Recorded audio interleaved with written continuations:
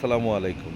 আমি যেহেতু গার্মেন্টসে চাকরি করি, সেহেতু গার্মেন্টসের সম্পর্কে একটা কথা বলি। সেটা হচ্ছে এই ট্রেডে কিছু ম্যানেজমেন্ট লেভেলের লোক আছে, যারা কোনো কাজ করে না।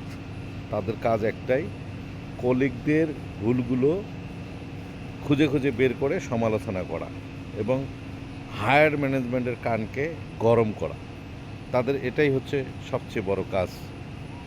তো এরা দিন শেষে নিজেকে মনে করে খুব ভালো আছে এবং নিজেকে খুব গম্ভীরভাবে থাকে, নিজেকে খুব বড় বড় মনে করে। অ্যাকচুয়ালি তারা কখনোই ভালো থাকতে পারে না।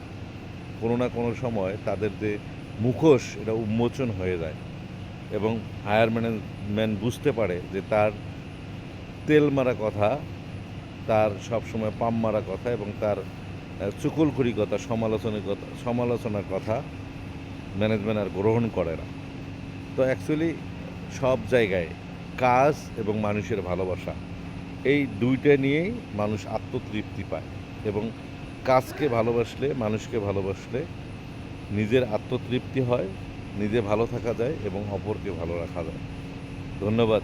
ভালো থাকবেন সবাই। শুভরাত্রি।